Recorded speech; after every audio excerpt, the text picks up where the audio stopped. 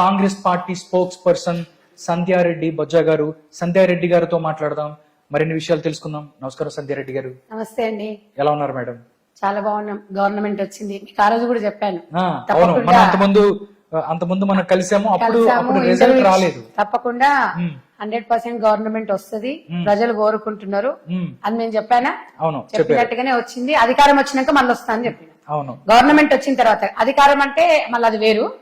Government అంటే ప్రజలు మాకు ఒక బలాన్ని ఇచ్చారు. ఓకే, ఆ బలం ఏంటంటే ప్రజలు మేమైతే చేయగలుగుతాము, మేమైతే ప్రతి ఒక్క బలహీన వర్గాల వారికి సంపూర్ణంగా మేము చేయగలుగుతామని మాకు అధికారాన్ని కట్టబెట్టారు. అంటే సామాన్యుడికి ఏదైతే మీరు 6 గ్యారంటీలకు సంబంధించవచ్చు, మిగతా అవన్నీ ఆల్మోస్ట్ ప్రజలకి దగ్గరగా మీరు వెళ్తున్నారు మీరు అనుకుంటున్నారు? షూర్ గా అండి, ఎందుకంటే ఆల్రెడీ 2 గ్యారంటీ పథకాలను అమలు పరిచాం మనం.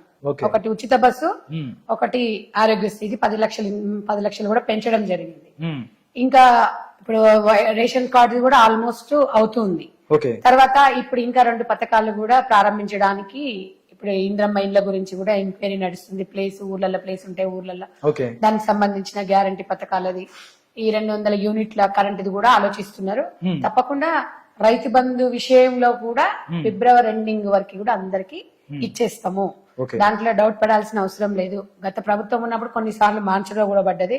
ఇప్పుడు ఏదో ఇక వాళ్ళకి అధికారం కోల్పోయి 50 రోజులలోనే ఇప్పుడు వాళ్ళు ఏమైందంటే అధికారం పోయిన తర్వాత ఎట్లుంటది, పిల్లి గంతులు కుప్ప గంతులు వేస్తున్నారు. అప్పుడేమో తాగి ఊగిండ్రు, తాగుడు లేకపోతే ఏంది మా పరిస్థితి అంటే తాగుడు లేకపోతే వాడికి ఏం బైచాన్ కాదు కదా, అట్లుంది పరిస్థితి. సో మా మీద వాడి ఊర కుక్కల్లాగా మరుగుతా ఉన్నారు. ఇలా ప్రజలు మా వైపు ఉన్నారండి, మా వైపు ఉన్నారు. ప్రజలు మనం గౌరవించాలి. మాకు అధికారం ఇచ్చిండ్రు అంటే మేము చేయగలుగుతామని మాకు అధికారం ఇచ్చిండ్రు. 10 సంవత్సరాలు మీకు అవకాశం ఇస్తే మీరు చేయలేదు. నేను ఆ రోజు చెప్తున్నా, ఈ రోజు చెప్తున్నా, 100% 20 సంవత్సరాలు కాంగ్రెస్ పార్టీ అధికారంలో ఉంటది. 100% ప్రతి మహిళ, ప్రతి వ్యక్తి, ప్రతి ఓటరు నమ్మి మాకు ఓటేసినప్పుడు తప్పకుండా వాళ్ళు సంతోషంగా ఉండడానికే ఈ కాంగ్రెస్ పార్టీ పనిచేస్తుంది. కేటీఆర్ డైరెక్ట్ గా అటాక్ చేస్తున్నారు రేవంత్ రెడ్డిని. ప్రజలు ఎన్నుకున్న సీఎం కాదు, నామినేటెడ్ సీఎం అని మాట్లాడుతున్నాడు. కేసీఆర్ ఏదైతే ఒకసారి ఫీల్డ్ లోకి వస్తే మొత్తం అంతా మారిపోతుంది చెప్తారు. ఒకటి నామినేటెడ్ కి సీఎం కి మాట్లాడే సిగ్గు లేని పెద్ద సన్యాసి కేటీఆర్. నువ్వు ఎక్కడో ఇక్కడ పుట్టి ఎక్కడో అమెరికాలో పెరిగి ఎక్కడో చేసి ఉద్యమం కోసము శవాల మీద పేలాలు ఏర్కొని తిని నువ్వు, నీ చెల్లె, నీ కుటుంబం, మీ బతుకులు ఏమైంది? 9వ తారీఖు ప్రమాణ స్వీకారం అవుతుంది, మీ అయ్య అలా జారిపడ్డాడు.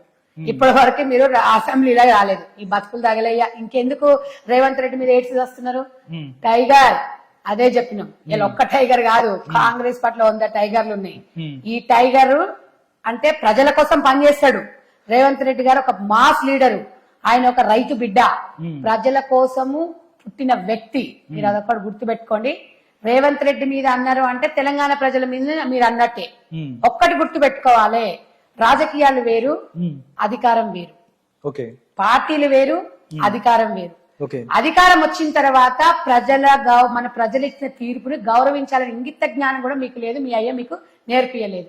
పొద్దున్న లేస్తే నువ్వు డ్రగ్స్, క్లబ్బులు, పబ్బులు నువ్వు తిరగాలి, నీ చెల్లెనేమో లిక్కర్ స్కామ్, లిక్కర్ దందా నీ చెల్లె చేయాలి. ఇది మీరు చేసింది. ఈ రోజు కనీసం సిగరెట్ కూడా అలవాట్లేదు. మా రేవంత్ రెడ్డి గారి గురించి మీరు మాట్లాడుతున్నారంటే తెలంగాణ ప్రజలు నవ్వుకుంటున్నారు.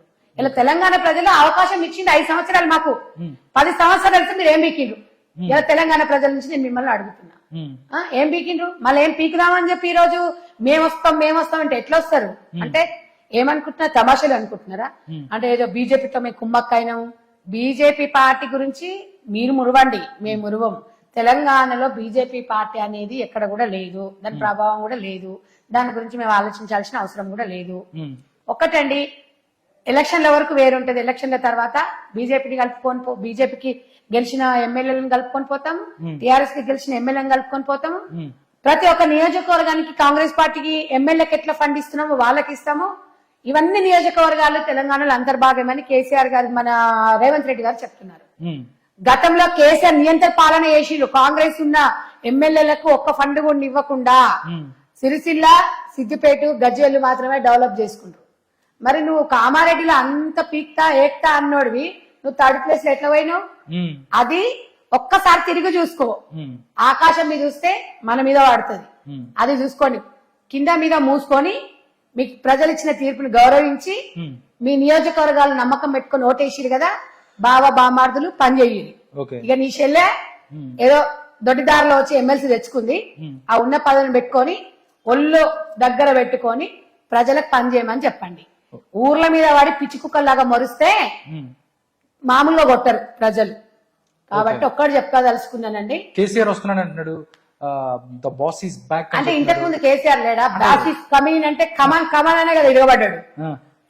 సరే, ఆయన వ్యక్తికి ఆయన వయసుకి నేను గౌరవిస్తా, అలాంటి జరగొద్దని నాకో తండ్రి లాంటి వాడు. కానీ చేతగాని మాటలు ఎందుకండి? అంటే కమాన్ కమాన్ అని నీకు అంత చేతగాని, నువ్వు అంత చేతనైన టీఆర్ఎస్ ను బీఆర్ఎస్ ఎందుకు చేసినావు? మళ్ళీ ఇప్పుడు మళ్ళీ బీఆర్ఎస్ ను టీఆర్ఎస్ ఎందుకు చేస్తా అంటున్నావు? మీ బతుకుల దాకా మీకే క్లారిటీ లేదు. తెలంగాణ ప్రజలు ఉద్ధరిస్తామంటారు. ఏం ఉద్ధరిస్తారు? ఎన్ని కోట్ల అప్పులు చేసిండ్రా మీరు? ఎన్ని వేల కోట్ల అప్పులు చేసిండ్రు? ఇన్ని కోట్ల అప్పులు చేసి ప్రజల మీద భారం వేసి ఇవాళ అన్నమ రామచంద్ర ప్రభ అనే స్థితికి వచ్చింది తెలంగాణ ప్రజలు. ఎందుకు? మీ దరిద్రం పోయింది, అయిపోయింది. మీ బతుకు నువ్వు టీఆర్ఎస్ మళ్ళీ మార్చుకున్నా కూడా తెలంగాణ రాష్ట్ర సమితి అనేది తెలంగాణలో ఉండదు. మీరు రాసి పెట్టుకోండి.